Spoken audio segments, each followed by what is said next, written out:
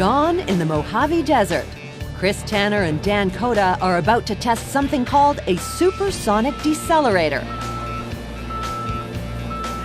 In other words, it's a big drag.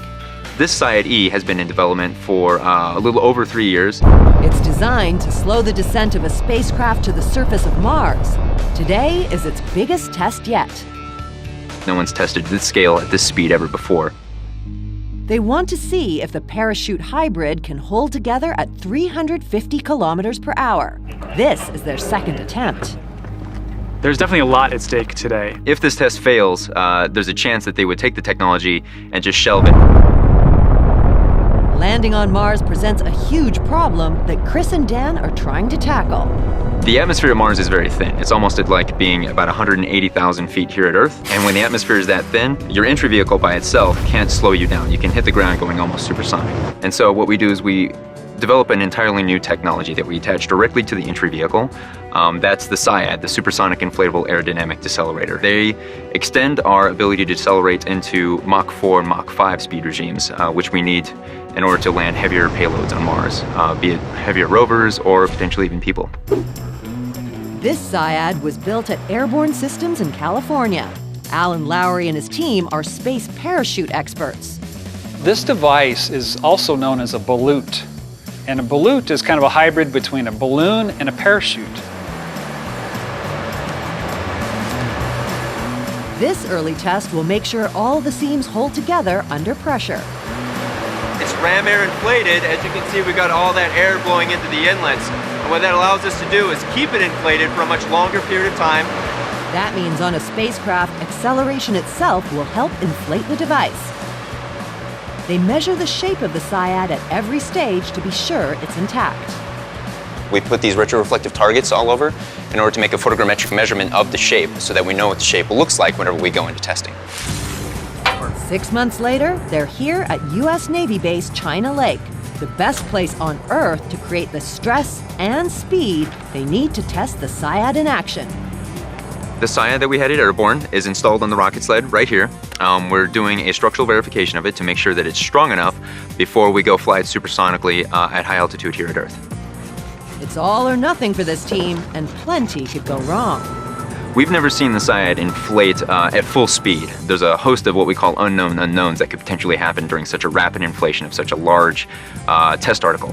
It's mounted on the SNORT, the Supersonic Naval Ordnance Research Track, stretching 6.5 kilometers into the desert.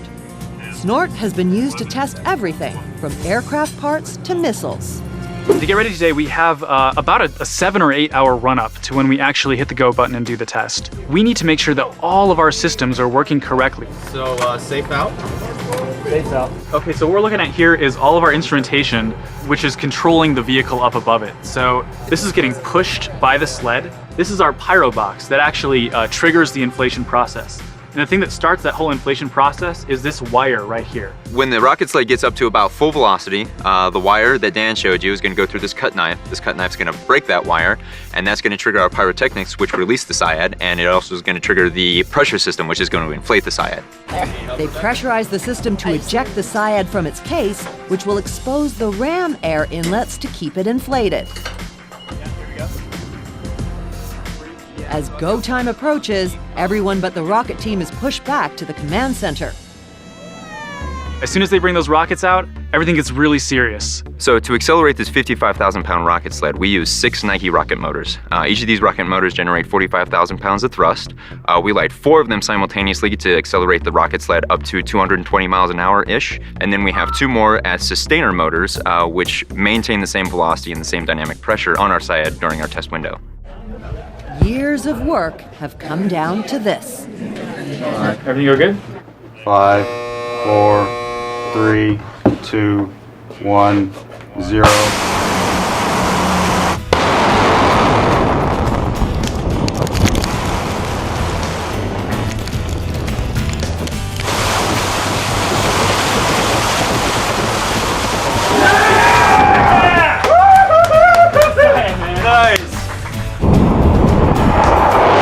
Out of it, I feel really happy, really relieved. It's super, super cool to see this thing actually work that we've been We've been looking at models, we've been looking at pictures of what it might look like, but we've never actually seen it for real. It's great to see all the hard work and all the technical work put into it really pay off. Told you so. The Syad is far from flight ready, but this milestone has guaranteed it will move ahead and maybe, one day help colonize Mars. Dozens of people have been working on it, pouring their heart and soul into it. And so this test was really critical for all of those people to really see all of their hard work come to fruition.